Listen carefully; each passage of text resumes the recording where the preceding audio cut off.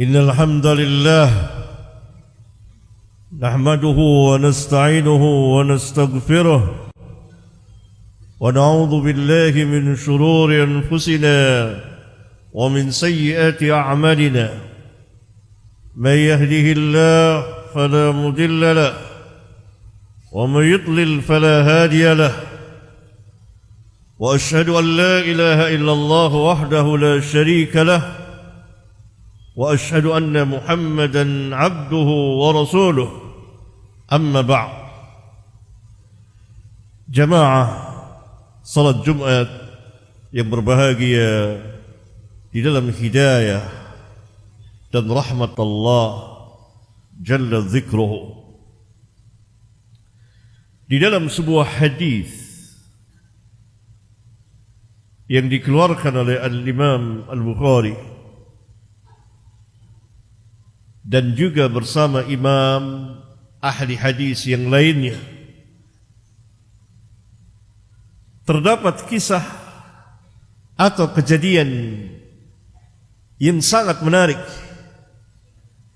yang menjadi pelajaran yang sangat berharga bagi kita umat Islam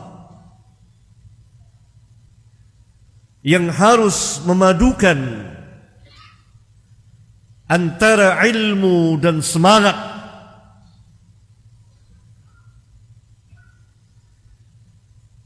Ketika Rasulullah sallallahu alaihi wasallam sedang salat berjamaah mengimami para sahabat, tiba-tiba masuk ke dalam masjid seorang sahabat yang bernama Abu Bakrah, bukan Abu Bakrin, Abu Bakrah. Dia masuk, datang ke masjid dengan tergesa-gesa, cepat-cepat, dan napasnya terengah-engah. Lalu dia ruku sebelum sampai ke saf. Kemudian dia berjalan ke saf. Perbuatan dia menimbulkan suara yang berisik. Jalannya yang cepat, nafasnya yang terengah-engah, sehingga Nabi yang mulia sallallahu alaihi wasallam mendengar suara berisik itu. Selesai salat, Nabi sallallahu alaihi wasallam bertanya, siapa yang tadi berjalan dengan tergesa-gesa, yakni sehingga menimbulkan suara berisik dengan nafasnya yang terengah-engah? Maka Abu Bakrah menjawab, saya. Kemudian Nabi sallallahu alaihi wasallam bersabda kepadanya, zadaqallahu hirsan wala ta'ud. Semoga Allah memberikan tambahan semangat kepadamu, tetapi jangan ulang lagi perbuatan yang seperti itu. Ini hadis dikeluarkan oleh Bukhari dan saya padukan dengan riwayat yang lain dari Imam Ahmad, dari Imam At-Tahawi, dari Imam Abu Dawud dan lain-lain. Demikian ceritanya, kejadiannya. Abu Bakrah datang ke masjid dengan tergesa-gesa sehingga menimbulkan suara berisik dengan niat baik, niat ingin mendapatkan jamaah. Tetapi niat baik saja, semangat yang besar dalam Islam tidak cukup. Harus dimulai dengan ilmu. Perbuatannya salah, tetapi niatnya baik, semangatnya besar. Karena umumnya para sahabat, seluruh para sahabat mempunyai semangat yang besar, gairah yang besar terhadap Islam. Nabi SAW mentarbiyah mereka, mendidik mereka, dan mentasbiyah mereka, membersihkan hal-hal yang tidak baik Karena itu Nabi SAW, semangat itu diperlukan. Semangat itu sangat diperlukan. Niat yang baik tentu. Tetapi harus dimulai dengan ilmu.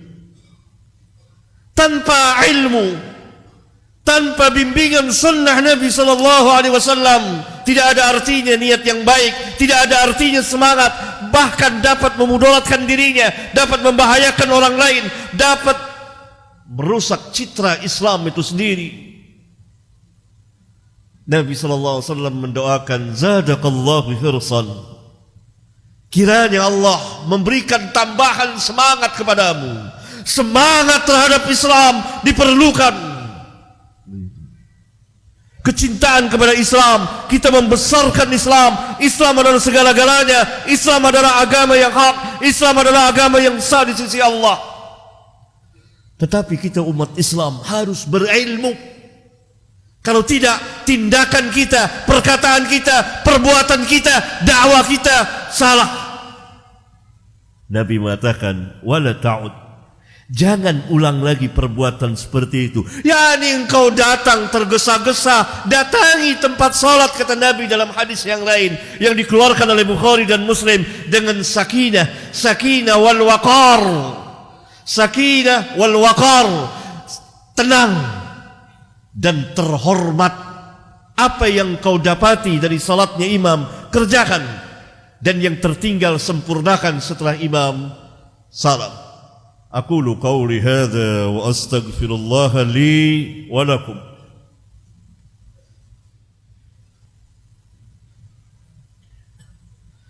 الحمد لله حمدا كثيرا طيبا مباركا فيه كما يحب ربنا ويرضى.